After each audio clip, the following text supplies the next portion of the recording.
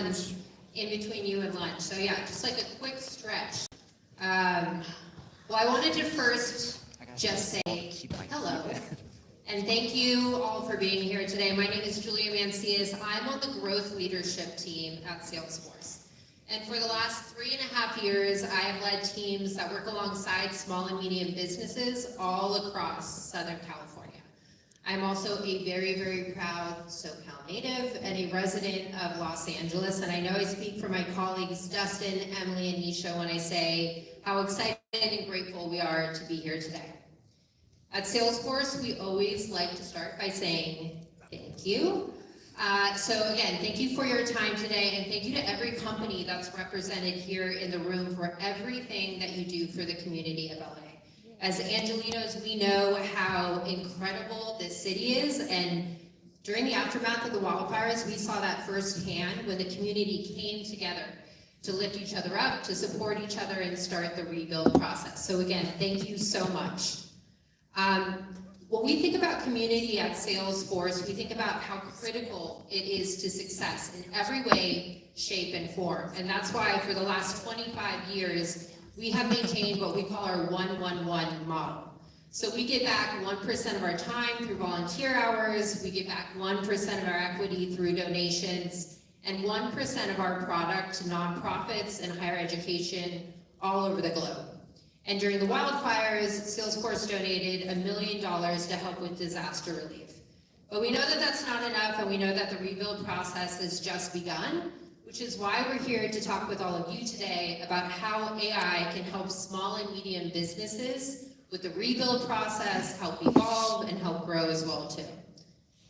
Now, a lot of times when people think about Salesforce as a whole, and maybe I'll take a little bit of a step back. How many people in the room today know what Salesforce is or what we do? Raise your hands. Okay, so it's pretty 50-50. Salesforce does a whole lot, and a lot of times when people think about Salesforce, they think about us as a customer relationship management platform, which we totally are, but maybe solely focused on sales teams, which is not the truth. We actually do a little bit of everything. So we cover sales, service, marketing, and commerce, and we have started weaving AI into every single product that we have today. And small and medium businesses make up 70% of our customer base, 70% of our customer base, which means that every time that we are rolling out a new product, or when we're thinking about how AI is going to impact our customers, small and medium businesses are top of mind for us because they are truly the lifeblood of the company.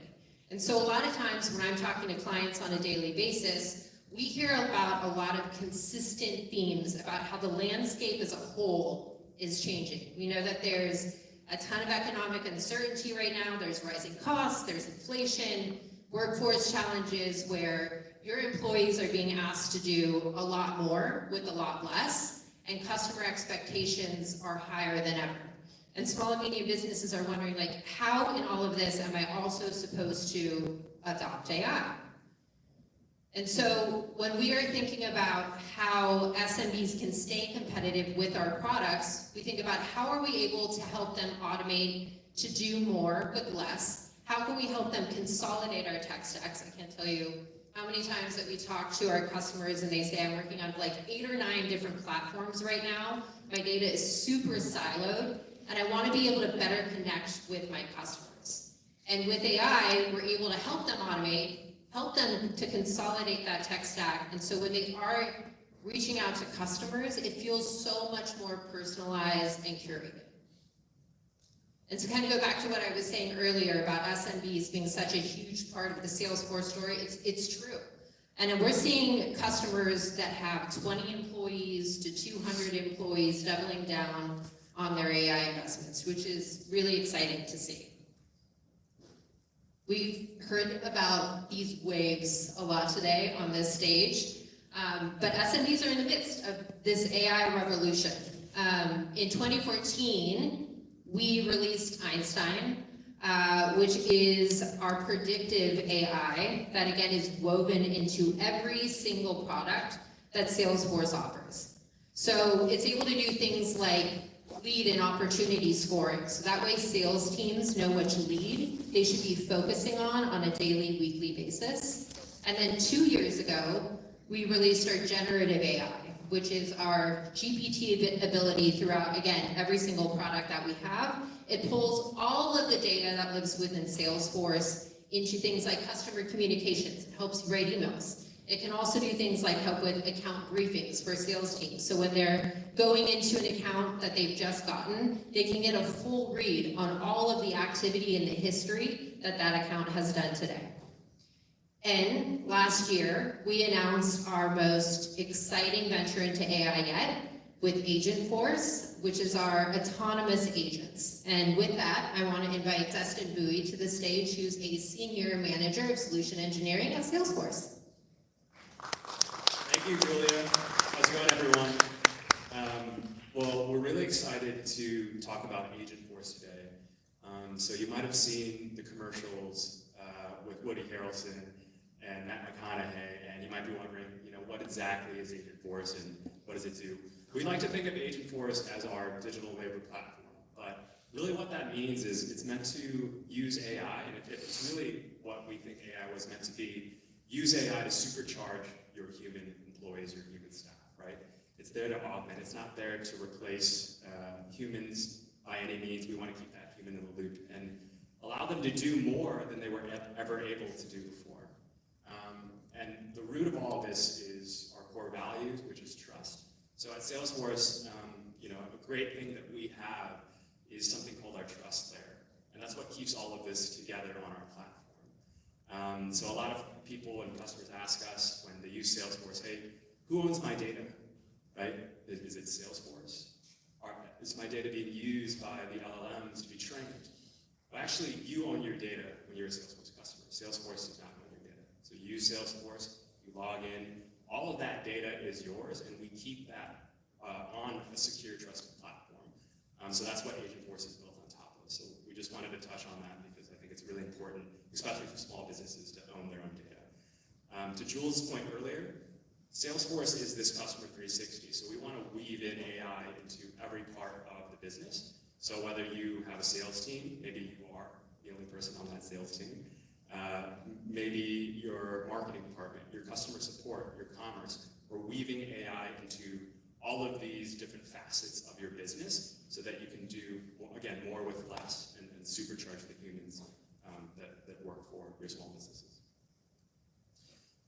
So to double down on this, what we're doing is we're giving you the ability to build your own agents. So we're actually going to see a product demonstration, a little bit of how that works. But we're going to have all these templates as well, so you can get started quick. So maybe you want to build a customer support agent. We'll have out-of-the-box templates ready to do that. What's great about the Salesforce platform is we're known for a low-code to no-code platform.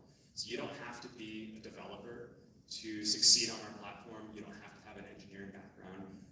To the point earlier that Susan mentioned, AI is going to unlock a lot of folks in this room to build some really cool things and accelerate their business and accelerate the revenue without having to be a technologist, right? So we'll have agents for sales, marketing, commerce, and specific industries too. So if you're a manufacturer, if you make physical goods, which I think a lot of people in this room do, there will be use cases and ways that you can leverage Agentforce to use agents. And I guess I should say, and take a step back too, like what exactly is an agent and how do we think about these things?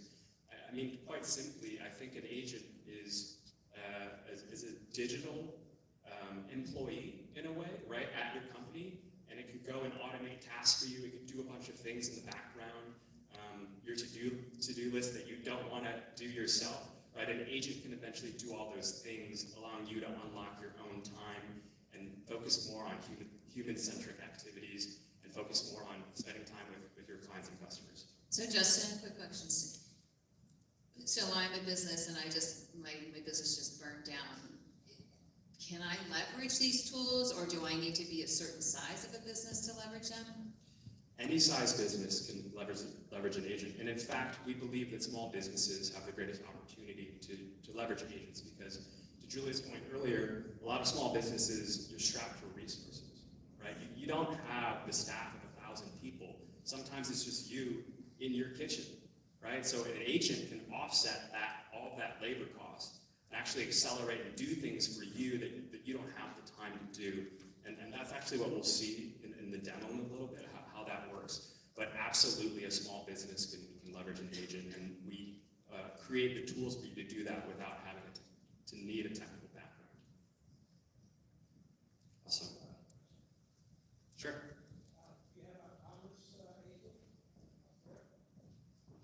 Yes.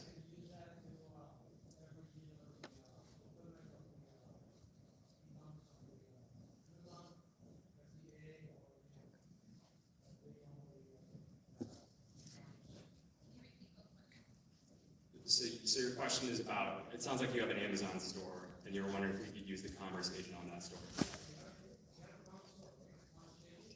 Yes.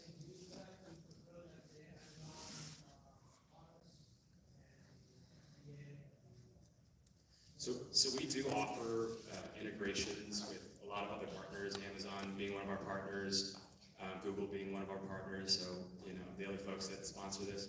I think what we can do is maybe chat offline after the demonstration and talk specifically about your use case, and then we could figure out a solution that might work for you if that works. Yeah, of course. And the last thing I'll share before we jump into the demo is a lot of customers we talk to every day, they're a little bit overwhelmed about how to start their AI journey, right? So they think they have to be really mature on this curve. Maybe they need a lot of tech resources. That simply isn't the case. And we like to think about it in these 3 chapters. It's kind of like a crawl, walk, run approach, right? So you start small. What do you do with AI at the beginning? Well, AI can just simply help you answer questions. Maybe a lot of your customers are writing into your website or writing into your email asking questions. AI could actually help answer those questions for you and offload some of that. So that kind of leads to the second step, which is AI can then help you take action reactively. So when you think about maybe a prospect coming to your website asking about your products and services, right now you might be going to your email inbox to respond to those potential clients individually, manually, right? You could actually build an agent and eventually respond to them for you, so that takes the workload off of you to free up your time. And then the last thing is, once you get really mature with this, you're going to be able to use these agents to handle these things proactively for you. So it'll get to a point where these agents will be working in the background without you needing to prompt it, without you needing to give it constant instruction or guidance, right? You're doing all of that on the upfront, and then it'll know what to do. It's just like onboarding a new employee to your company. You go through an onboarding process, you train them, you teach them how to do the job. You're going to do that eventually with agents as well, and then they can help you run some of those operational things for your business in the background without having you to intervene. So I think we're tired about talking about agents, so we want to show you agents next. All right. Can you guys hear me? Yes. We're good this time. All right. Well, my name's Emily, Solutions Engineer here at Salesforce. Really just a fancy way of saying my role is to act as a trusted advisor, really understanding businesses and being able to confidently make some recommendations on where Salesforce can help.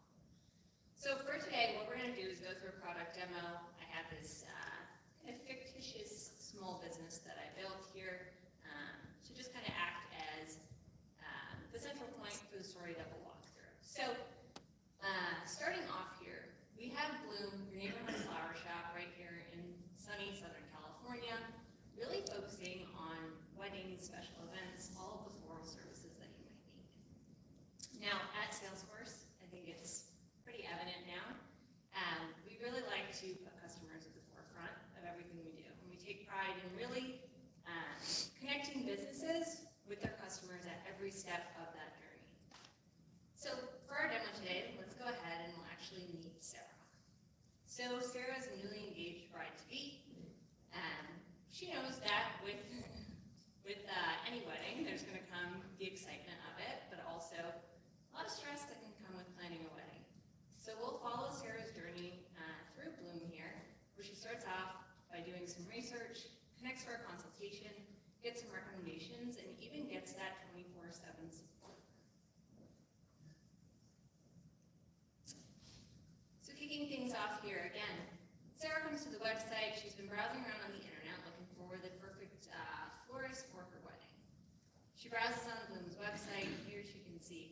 some of the previous work that they've done, she decides that she wants to actually request a consultation.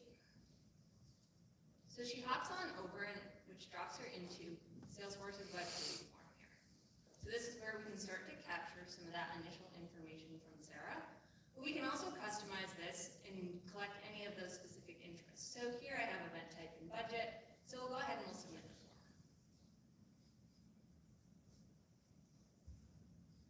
This is a live demo, so it does take a second for me to actually type as we go through here.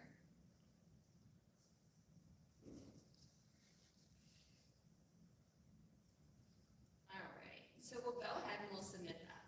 So right away, what that does is it automatically captures all that information. We're going to create that lead record in Salesforce. In real time, we're going to notify our wedding specialist team that someone's interested. We don't want to keep Sarah waiting any longer, so let's go ahead and move forward. Now, before we dive into Salesforce, of course, we want to make sure that Bloom's staying top of mind for Sarah. So what we can do there is we can actually automatically trigger an email and be sent over to Sarah and dropped into her inbox. Right away, we're continuing to stay top of mind, triggering an email out of Salesforce, no human intervention needed at this point. All of that automation is happening in the background. We're continuing to build that excitement.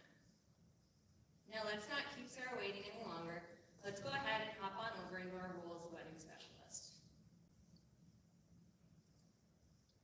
Now within Salesforce, if you're not familiar with Salesforce, leads are going to be those new individuals that have actually come in that we're generating from any marketing efforts that we're doing. In our case here, we had that lead come over from our website. Our wedding specialist right away sees that Sarah's a new lead within Salesforce. Now this is where we take the power of predictive AI and incorporate it. So as a wedding specialist, I know where I need to actually be putting my focus. So here I can see I have my lead score. Now what this is doing is it's using predictive AI to automatically score my leads. So based on those leads that have previously converted, that have brought in revenue and new business, how do they relate to our new leads that have come in? So here we can see Einstein scored Sarah at a 91, meaning that she has a lot of high potential. So as a wedding specialist, I know that I want to put my focus here. From there, I can go ahead and I can actually click into Sarah's record.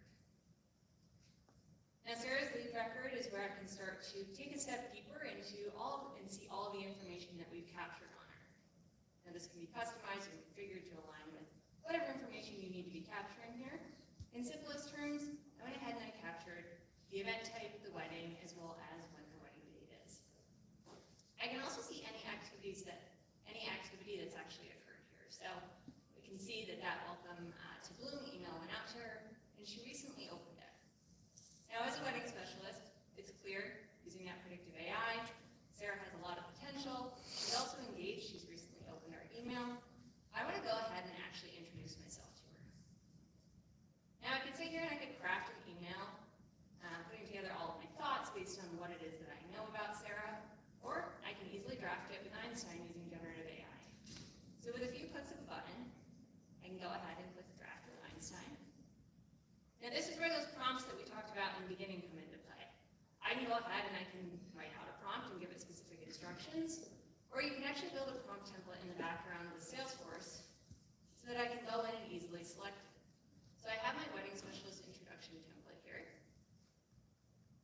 I can also select from products if I want this to relate back to a specific product, or I could also easily have that injected into the prompt automatically. Here I'm going to go ahead and select it, and then we'll go ahead and let Einstein do its thing. So with just a few clicks, I'm able to generate that personalized email, and it's using all of Sarah's information, as well as the product that she's interested in, to automatically generate that email. From there, we can go ahead and send that over. Now fast forward a little bit, as a wedding specialist, I've got Sarah, we're ready to move into our consultation. She comes into Bloom and we're having a conversation going back and forth. Now, I want to be able to confidently make some recommendations to her on what flowers are actually going to best suit her for her wedding. That's where I can use the help of my employee agent. So I have my employee agent embedded right into Salesforce, where I can simply start to ask questions from that conversation. So for instance, I might want to ask, well, what are the best flowers for a spring wedding? As we continue the conversation, maybe I learn that the colors that Sarah wants to go with are pink and white. There I can easily just add some additional context in.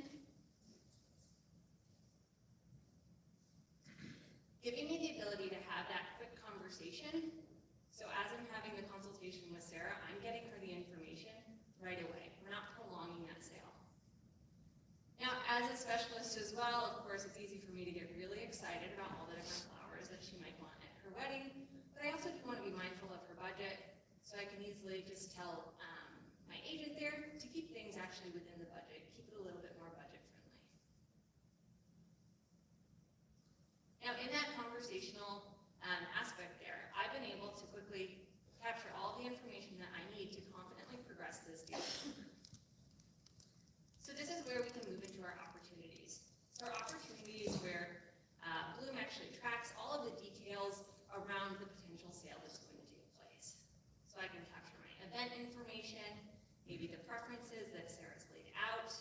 I can also see all of the activity, again, that's taken place, all those back and forth communications, and even go ahead and create a quote, or I can start to track the progress of it, the cost, discounts, and any of those related products that we've incorporated. Now, after some back and forth communication with Sarah, this is where we've all come to an agreement. She's excited. We've knocked it out of the park, and she's ready to pull the trigger to go ahead and finalize the flowers for her big day. I can go ahead and mark this as closed won. What that's doing is signifying the sale. We can have it automatically trigger any downstream processes.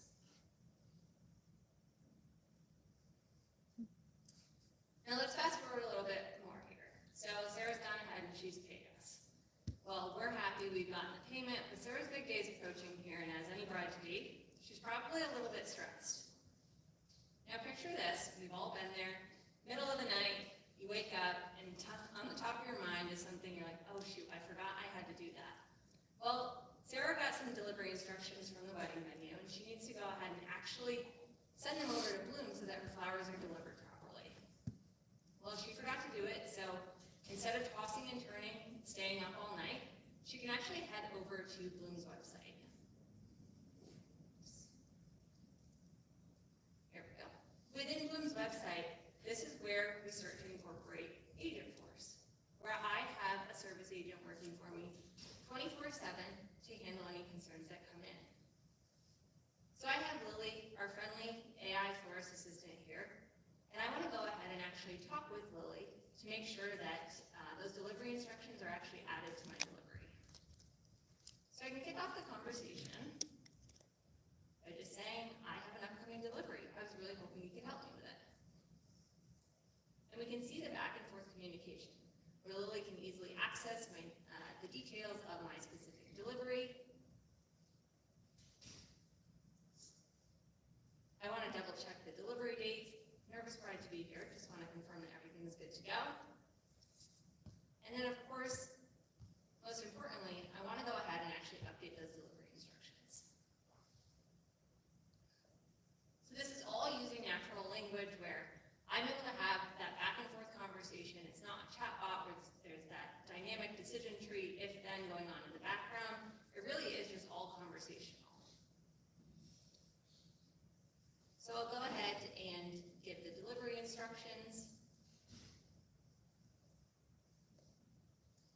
And we get confirmation there right away that Lily went ahead and actually uploaded those instructions there.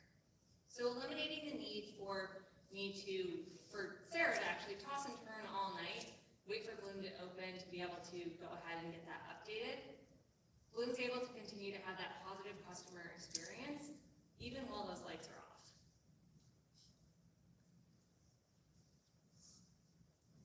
And just rounding things out here, taking a look at things from a more holistic perspective, thinking about the business as a whole. So all of the data that we've captured along the way throughout Bloom, all of that is easy to be reported on. We can have the visuals tied back to it. So as a business owner, you can understand what's actually happening in your business.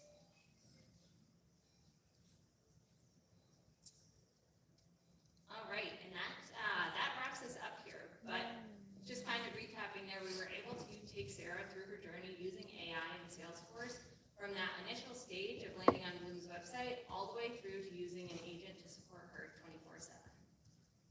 And with that, I will turn it back over to Dustin. Thank you, Emily. That was awesome. We have some questions from the audience. Thank you so much.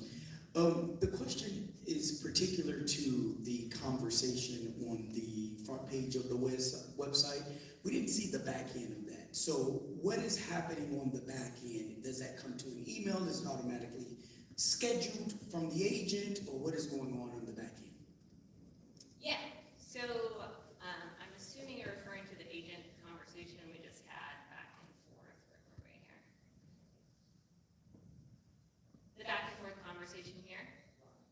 Yeah, so until there's a need, you can really define what that threshold is.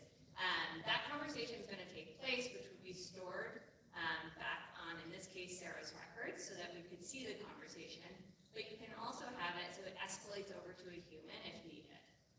We definitely don't want to remove humans from the process, but we want to add, that next level of deflection so that we're